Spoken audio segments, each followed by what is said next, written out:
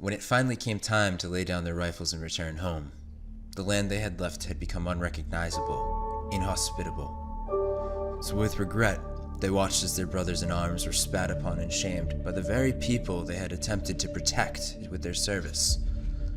Not wanting to share that fate, they instead chose exile in a bar called the Loan Staar, 10,000 miles from Texas, in Bangkok, Thailand. These are the stories of the airmen, sailors, marines, and soldiers that stayed behind while trying to make peace with the world that moved on without them.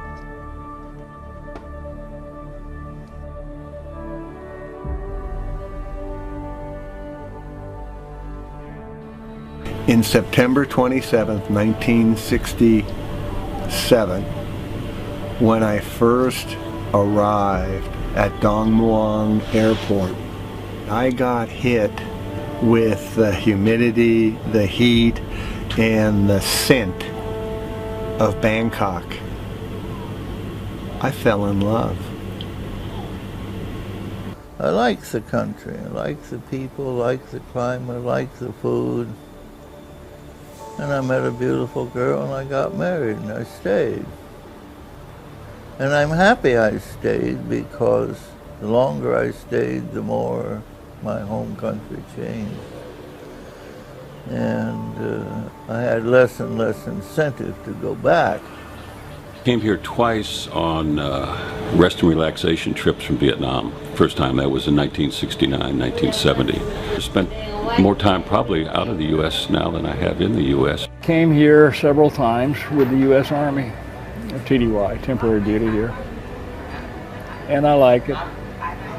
My kind of place back then. I like the Thai people because they were really good people and they didn't steal, didn't lie, and didn't cheat. They learned all this from us.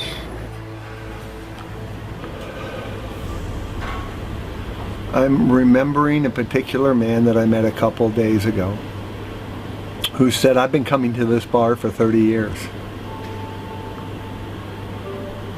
I said, why? And he goes, because I feel like it's my bar. And he walks in the door and he looks at this place and he says, oh my God, this is exactly like America.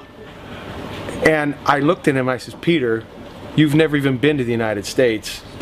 And he says, I know, but this is the way I dream it looks. Wound up here, and George knew I have little money, and then I was staying in Don's room before Don came, and I told you, and then I hated that carpet, and then I don't know who was staying in here. The guy moved out, and George said, you want to move up there? And I said, oh yeah, great, no carpet, never mind, you know. Was in the military for 20 years, retired as a colonel, and it was all a lot of fun. Finished up military at the Pentagon, and then moved over to the White House as the National Defense press spokesman for defense and security matters. This was a sort of an enclave for foreigners. It was I was introduced to the place, which in some of these places at that time, the Texan was one of them.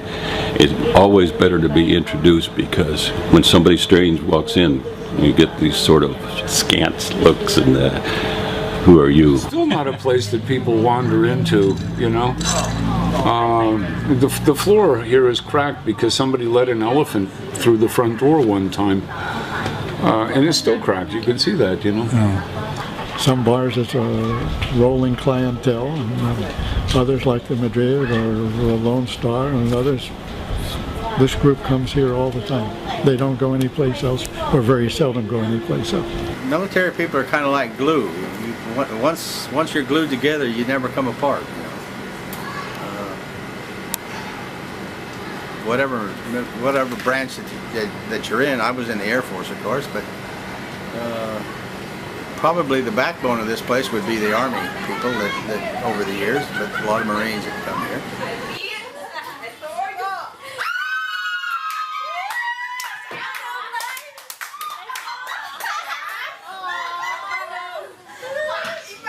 It's a period before political correctness. It was a period when people who got their hands dirty found a place where they could talk together.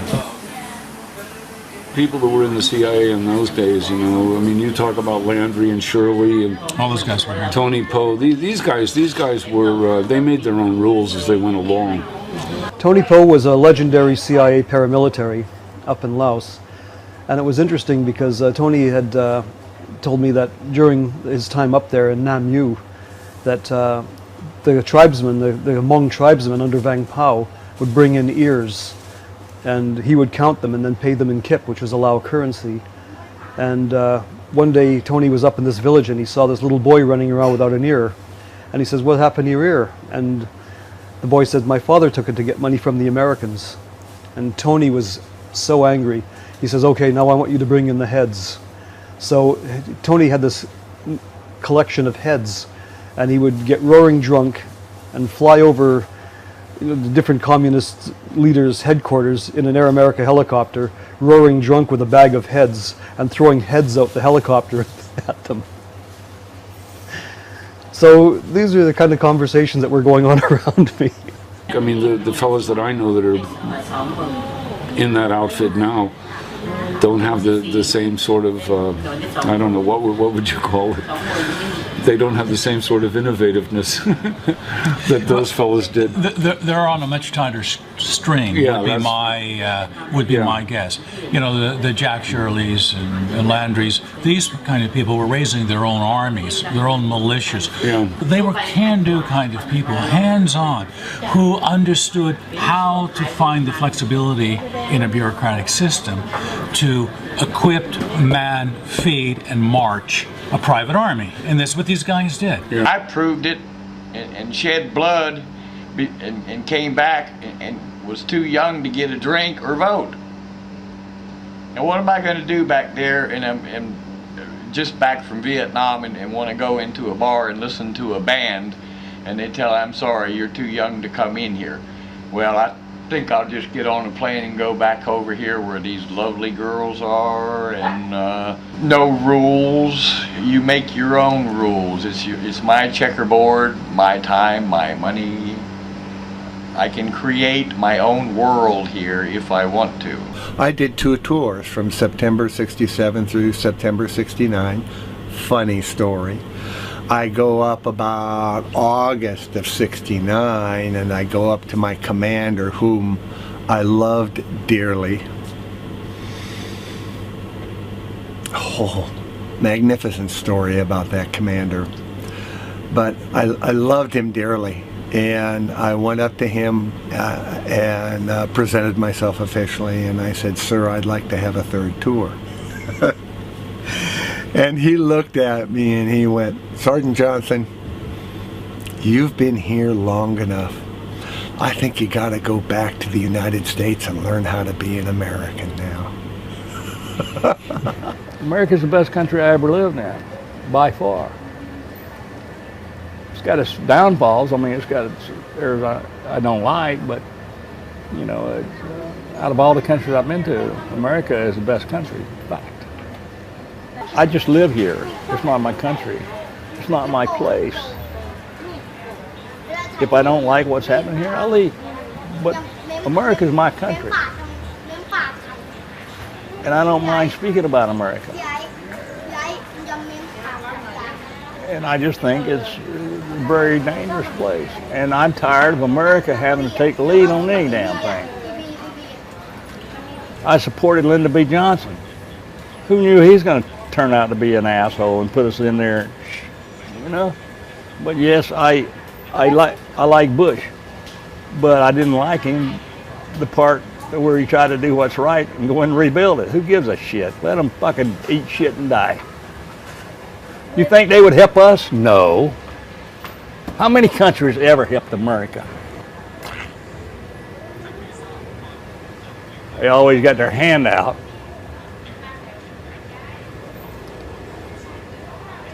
Zero.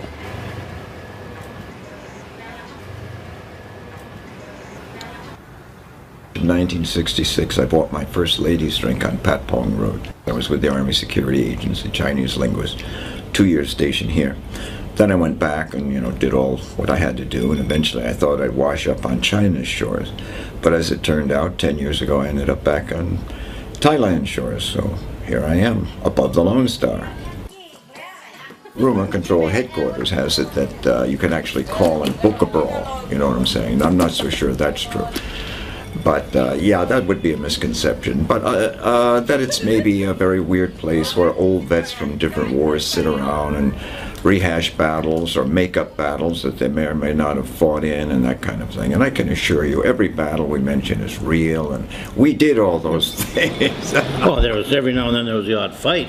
I mean, there'd always be that. I mean, guys do disagree on certain things, and then there would be the odd little punch-up. It's happened a few times, that there was a little bit of a... But that all got smoothed over. And the next day, a guy either walked in and apologized or said, Jesus Christ, what did I do? And the good thing about Thailand, and one of the reasons a lot of guys are still here, is the Thais are very forgiving. You can make a complete asshole out of yourself. And then tomorrow, you walk in and say, hey, I screwed up yesterday. I say, oh, you were drunk, it's okay. Or even better is if you're old and drunk, you got a double whammy. You're an old man and you're drunk. They don't. You're old, it's okay. You're drunk, it's okay. The wires are still in the wall. But the wires in the wall could be. It could be at anything. That could be cable TV, or it could be a bookie operation. You don't know. But George said that was the truth, because at that time, the Iranian embassy, right, was just next door. And so that's why the CIA had the listening post upstairs. Apparently, that's what George said, and others have said that. So yeah, I believe that to be true. Well, I do know a little bit. It was actually located on the roof, and they placed a listening station, and it was pretty much aimed at the Iranian embassy, which is directly across from there, and that was. Or so I understand, but that was where they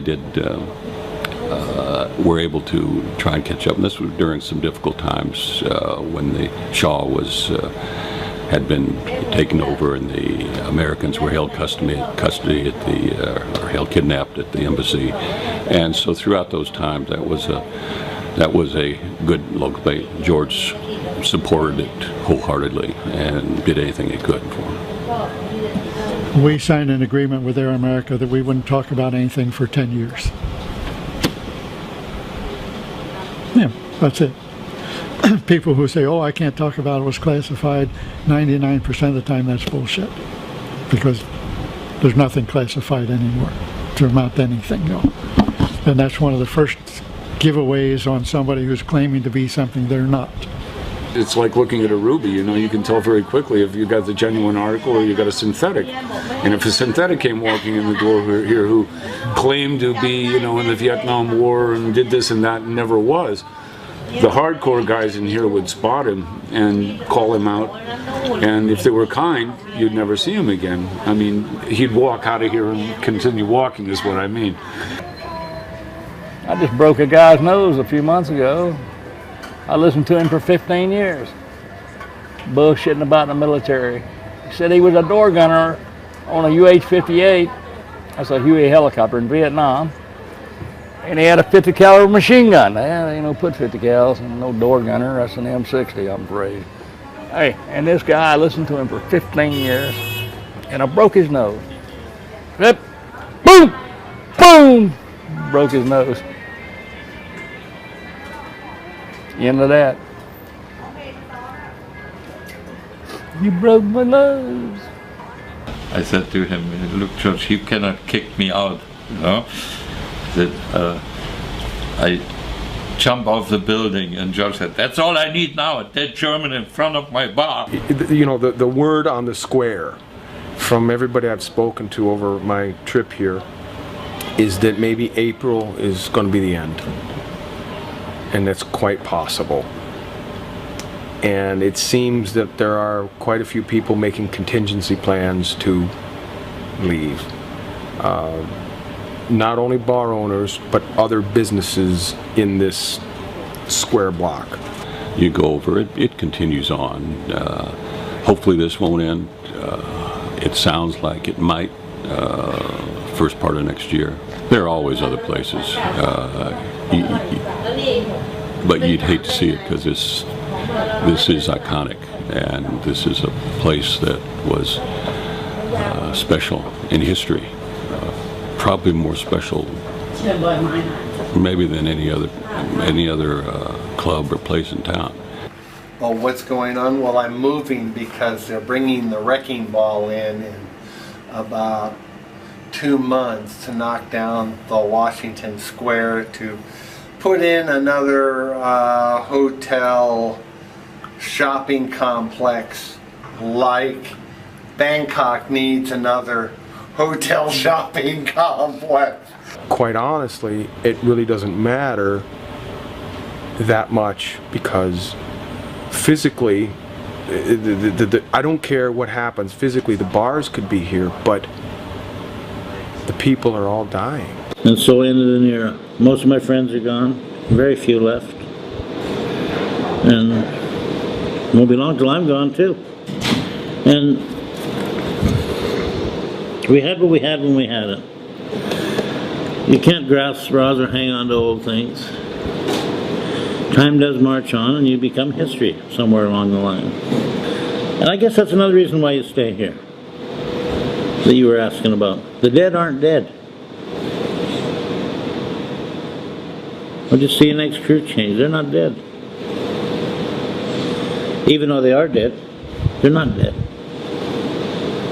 You know that thing we say in the military that they shall not grow old as we are left grow old? Age shall not weary them, nor the years condemn. At the setting of the sun, and in the morning.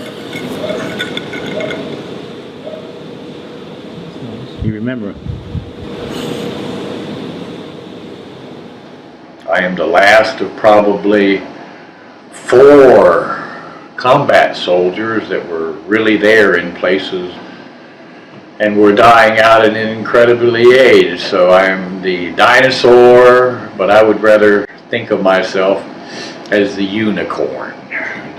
Much prettier than a dinosaur. Much more mystique.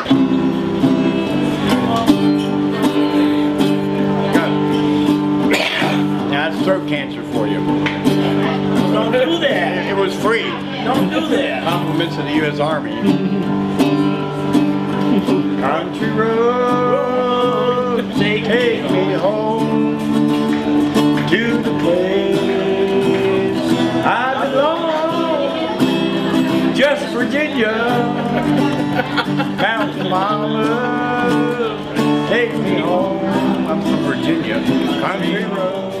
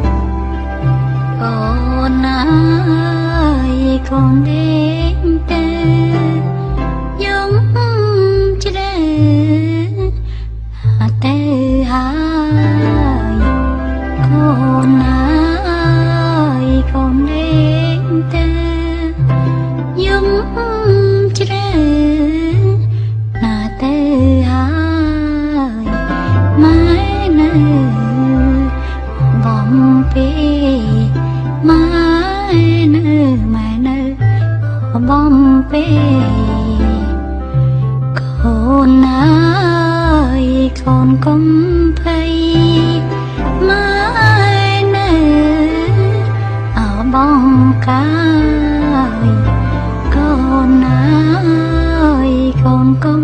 bay mãi nơi